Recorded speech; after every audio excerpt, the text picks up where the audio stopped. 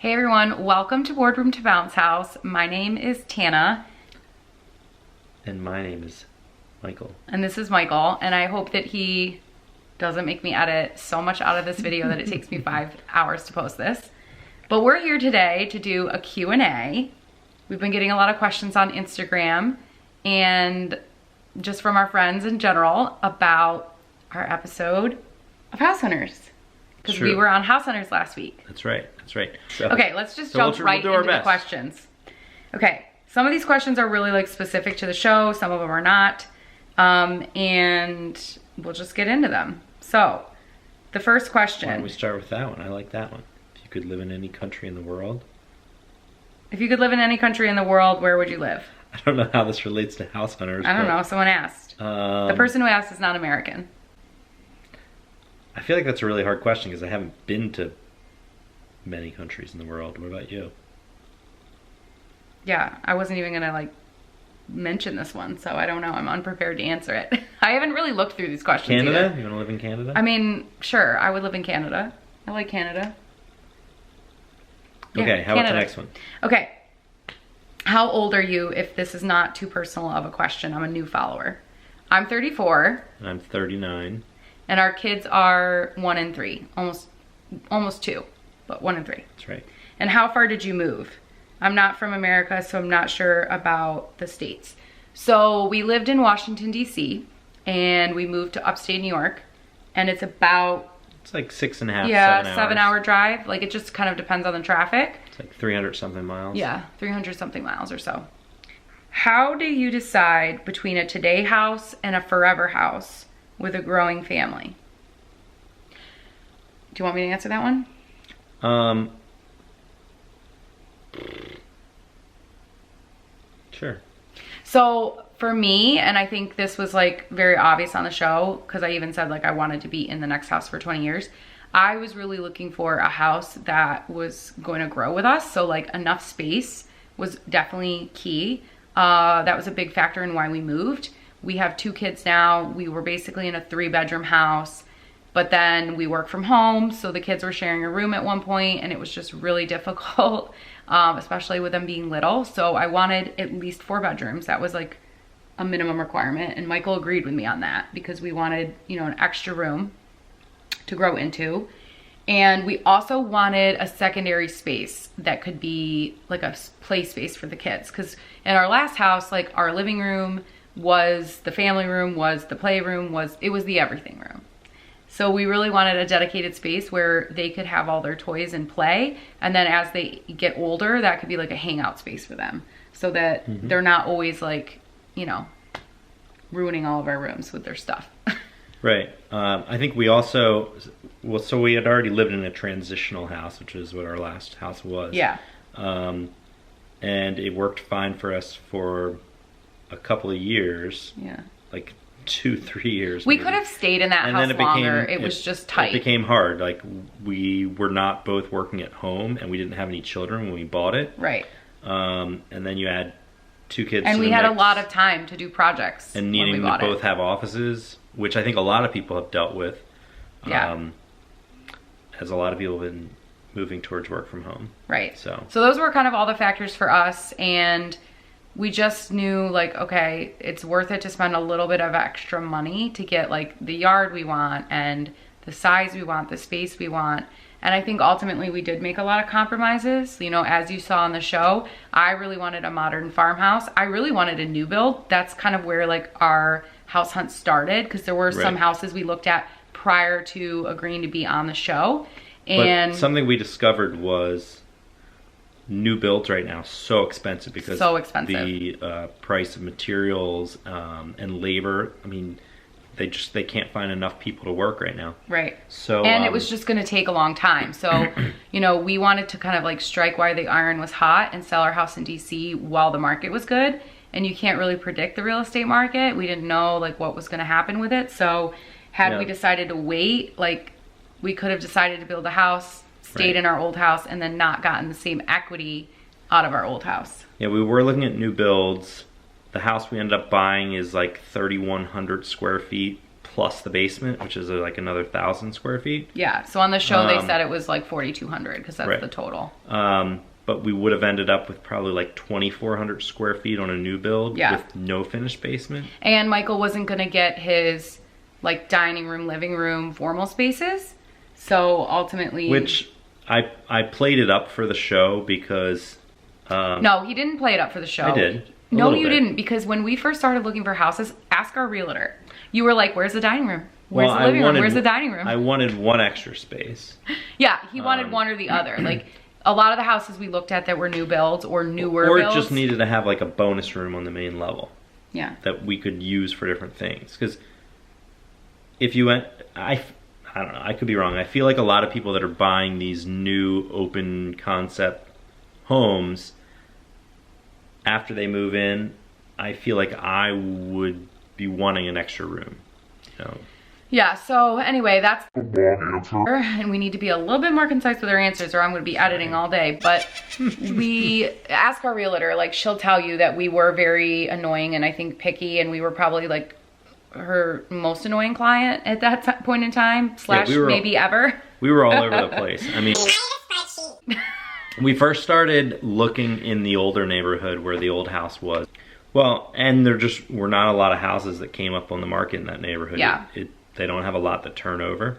Right. So that was the first thing we were looking at, and then we were thinking, all right, well, maybe we'd buy something in the neighborhood we ended up in, but we were also having trouble finding houses coming on the market. Then we decided, well, maybe we should just do a new build. And then at a certain point, we throw a wrench to Jessica, and we're like, maybe we're just going to go for like a 50-year-old house that needs a lot of work that we can, you know, buy for a good price. And she's like, oh my God, you guys are all over the place. Yeah, and at a certain point she had to like, bring us back down and say, you have to decide what you want so I can focus here. Otherwise we're wasting time. Next question. Was it hard to sell Jess on doing an episode with you? No, it wasn't. I actually applied to House Hunters. I was the one that applied. And I applied partially because I wanted Jess to have the opportunity to be on the show. I was joking around with her being like, I'm gonna get you on House Hunters. And like, it's always been a dream of mine to be on House Hunters because I love HGTV. Right. So when I applied and then started talking to production, like we all had to go through interviews and she had no issue at all. Like she was excited about it. So no, it wasn't hard. Yeah. And it wasn't hard to convince him either because he was a theater minor, I never remember which. Yeah. For a couple minutes there, and he like loves to ham it up on TV. So, case in point, watch our episode. I mean, I would hope it'd be good for her career. So why would you say no? Yeah. Okay. How was buying your second home different than buying your first? When we bought our first home, it just randomly worked out where we saw like 3 houses. Actually, that was a lot like House Hunters. It was a lot like House Hunters. We saw 3 houses in the same night. Made an offer on one. We made an offer on one. And it was accepted the next day. And it was accepted, no, 2 days later. We saw it on Wednesday. We wrote the offer on Friday, and it was accepted the next day. And in fact, let's tell them that story. I was shopping for my wedding dress in New York City when we wrote the offer. So we weren't even together when we wrote the offer on our very first house. And we found out and we weren't together, and it was kind of strange, but it all happened really, really fast. So I would say in a lot of ways the process was like very similar. The market was hot in both cases. We had to like go above asking. We were also kind of casual about buying a house. We're like, let's go look, see what's available, completely expecting that we were gonna make offers. Right, and get turned down, and it would take 6 months. And it didn't, it got accepted. And then the second time around, it did take longer the second time around, and we did write a couple of offers that weren't accepted like prior to going on to House Hunters. But by the time we went on to House Hunters, like we were pretty sure what we wanted, and it wasn't that hard for us to make a decision. Yeah. So. It was more about learning how competitive this market was because we were not anticipating. Right, we really weren't. That Syracuse, New York was going to be super competitive. Another decision we got. Did you really have to make a decision in one weekend? Yes. We had been looking, like I said, we had been looking a little bit before going on House Hunters, and we actually had written 2 offers on houses we never saw in person. Like my mom went with our realtor to see those houses, and we wrote offers on them, and then we didn't get the houses for different reasons, just because it was so competitive up here. So when we came up to Syracuse to actually look at houses in person, we did have to like fit everything into one weekend. So yeah, that's how it worked out. Do you miss any of the conveniences of living in a row home? I wouldn't say conveniences of living in a row home, but I miss conveniences of living in a city where you have a lot of things real close by. I don't miss anything about the row home. No. I don't miss, I miss the neighborhood feel. It's like, yeah, I miss our neighbors. That's it. Our neighborhood was the type of place where a lot of people hung out on their front porches, and as neighbors would walk by with their dog, they'd come up and say hi. Yeah. I do miss that. I miss the community. I miss the feeling of that, and I miss the specific people.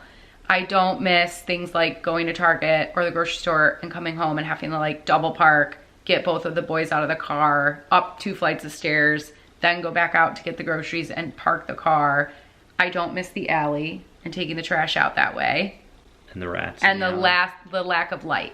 Like, being in a row home can get tough, especially when you're home like all the time, working from home, living there, everything, because there's not a lot of windows. Now we get the light is coming in weird. Yeah, I've I've just noticed that light has moved. Now we gotta sit real close. We're gonna cuddle on the couch. Okay, we moved because the lighting was a little funky.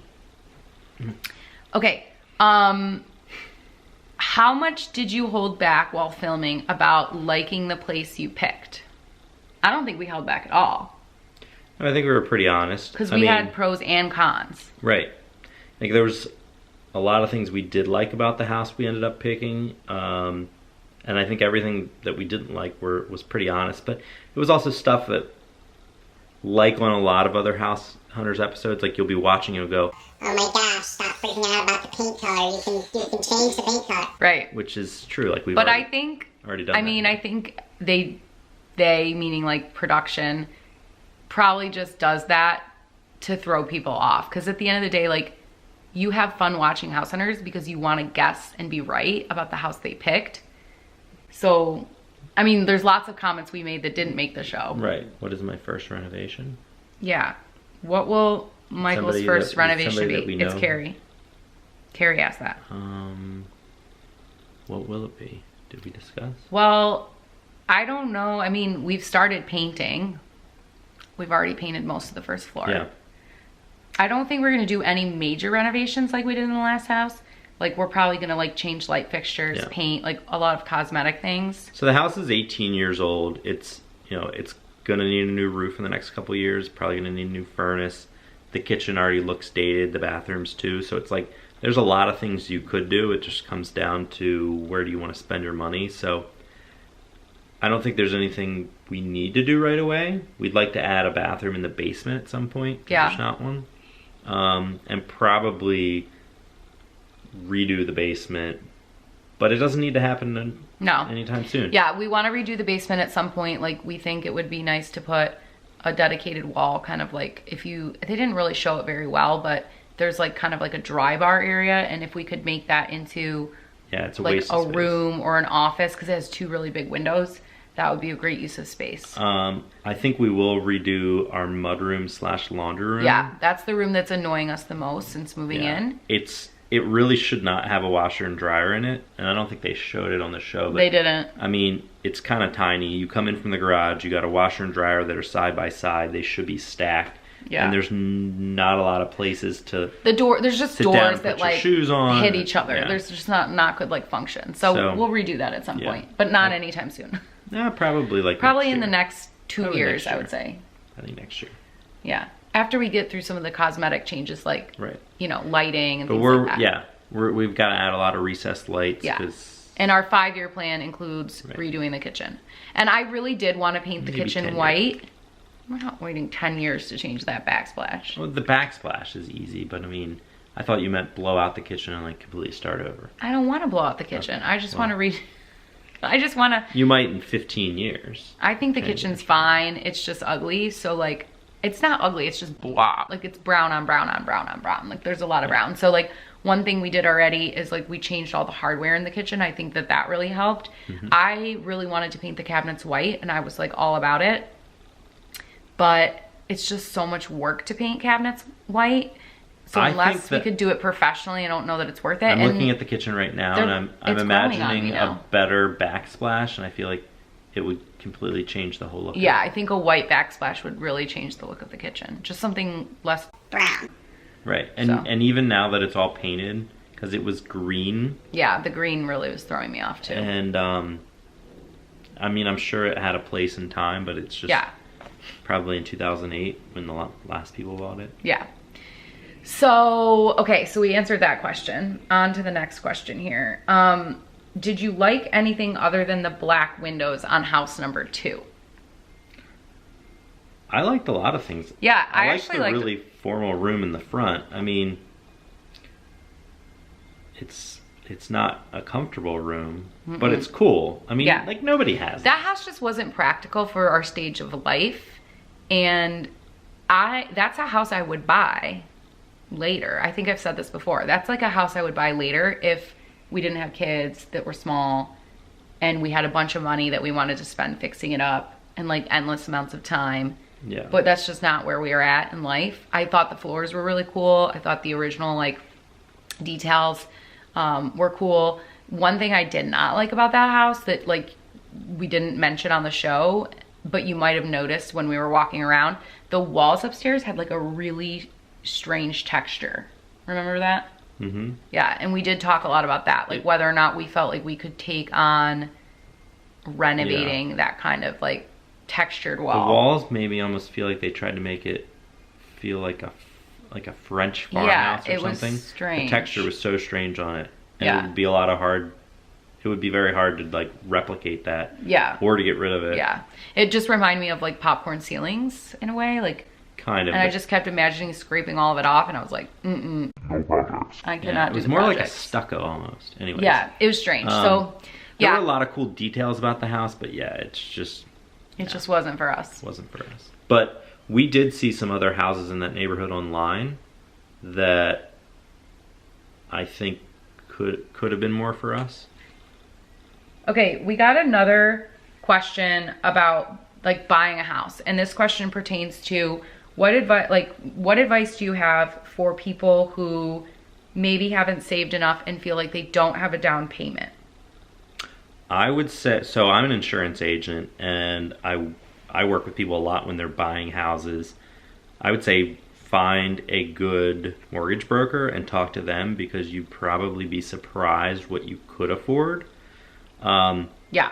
And I mean, if you have money in your 401k, you can borrow from that. Yeah, you just have to be careful with that, because if something happened and you lost your job, you would have to pay that money back like right away. Well, when you can take it as a taxable event, but you have to pay taxes on it. Yeah, you don't want to do that. Which you don't want to do, but we did that when we bought our first house. We took a loan from 401k. We had some investment money that had been invested that we took out. And when we bought our first house, we only put 11% down. Yeah. Which you could put less. Well, it depends if you're getting a jumbo loan or, I mean, depends. We're not going into that right now. Not going into all that. But I would say just talk to a lender and you'd be shocked at what you could afford. And then the other thing I would say is like, one thing we did when we knew we wanted to buy our first house was we just like started cutting a lot of expenses. Like we canceled cable, we stopped going out to eat, we canceled subscription boxes. Like we literally went through all of our credit card statements and like tried to find like, where's our money going?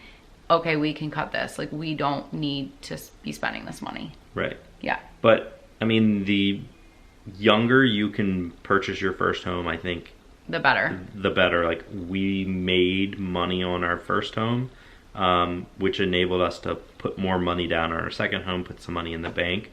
So like being able to turn that over and then get into your second house, like I think that's when you start to build some wealth. Yeah. And I mean, we were in DC, so we were like fortunate enough that we could kind of, go where we thought the market was going. And if you're in a place where you can do that, like you can buy in like sort of an up and coming neighborhood or like one where you think you're going to get a better return, a lot of times that is really worth it. I mean, it can be risky, but it's worth it. I mean, if you're young, let's say maybe you just got married and you're not quite ready to have children, like go and buy a house that's in a place that you probably don't want to raise kids, but that you could flip the house and make some money. Or you could keep it and rent it out. that was kind of our... We also Airbnb'd the whole time that we were living in our last house, which really helped pay the mortgage. Yep. So, any more kiddos? Probably. I think the answer to that is yes. If we're blessed with one more, we would be happy, but time will tell. Yeah. If we hadn't moved, the answer probably would have been no. Right. Because we were out of space. Or who knows, if we have another one and it's a boy, maybe we'll try again for a girl, who knows? It's hard to say till you know. If you didn't have to work for financial reasons, would you still choose to work? Yes and no. I think the work would be different. Yeah, I think the work would be different. I think we'd always work because we both enjoy working. Yeah. And we know like money doesn't grow on trees. It doesn't last forever. And I don't see any reason why we would end up with so much money that we didn't have to work. Yeah. I don't think that's in our future. Well, like let's say we won the lottery. Like I think we would still work. We just would do different things. But we don't even play the lottery. We don't. That's true. Okay, we had to move slightly because the sun is lurking. I got a couple questions about being a working mom, so I'm going to answer a few of those. The first question is, how do you deal with mom guilt as a full-time working mom? I could do like a whole video on that. I kind of have, sort of in the past. I think you just have to remember that like it's okay to be multiple things and it's okay to like ask for help. So do I have guilt? Yeah, sometimes I do. But I also oftentimes feel like empowered. Is dad guilt a thing?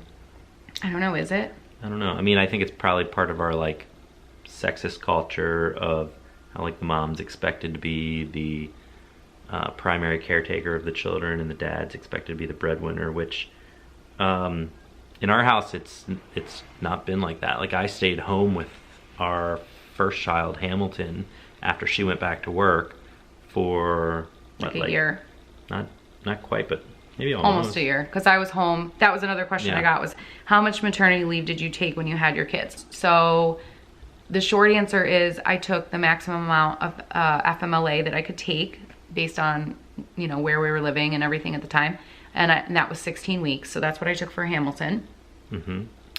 I did go back to work, you know, full time in the office every day. I was also in grad school and I had class 2 nights a week, and it was a lot, but I did it. He was a huge help. Couldn't have done it like, and your mom was super helpful. Like we couldn't have done it without support. And then when Theodore was born, I was going to take 16 weeks again. Not all of it paid, but like I'm fortunate enough that most of it was paid because my company has really good parental leave policy. But I actually ended up being on parental leave right when the pandemic started. So I went back for a little while where I was working from home. I went back for like a month, and then I ended up taking like extended leave after that for like 2 additional months. So I took longer off for Theo. It was closer to like 5.5 months.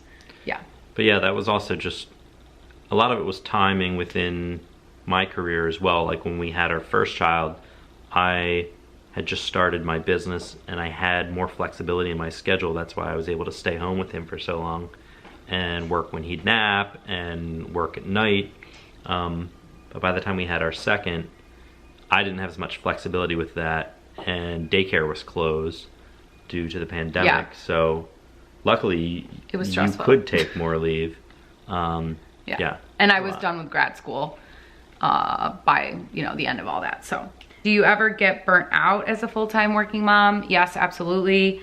I actually took like 4 months off from YouTube this summer because I was just working, you know, I was working a lot, and we were getting ready to sell our house and getting ready to look for a house, and it was just a lot to move a family of 4 that many states away. I feel like there should be a whole nother video. There is going to be a whole nother video just to talk about that, because although I took 4 months off, I did film the entire time. I just didn't edit. I didn't post anything. Like I was just dark on YouTube. So at some point in like January, February, I'll probably have some of those like moving vlogs up. I think we have a lot of tips we could give people on like how to prepare your house so that you can sell it for over asking, because we were fortunate enough to do that.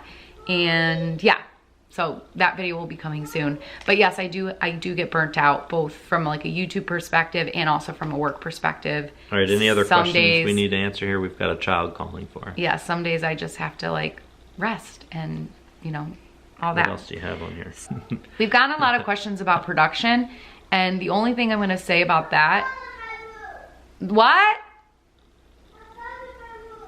A bug in your room? Okay, we'll squash it. Okay, we'll be right there. We're coming up. Just squish it.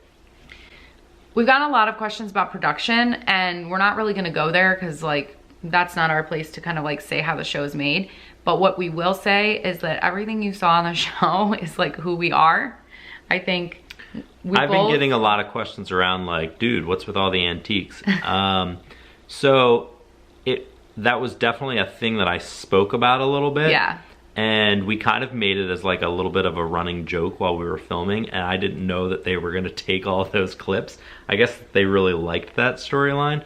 But there was other stuff we were talking, like we talked a lot about how I needed space for a workshop because I build a lot of stuff. And like me wanting space projects for YouTubing and like working from home. They just cut all that stuff out. So they just don't have room in a 20-minute episode to show you all the dialogue that really happened. Right. So anyway, thank you so much for joining us. We have to go now because our children are screaming for us. Nap time is over.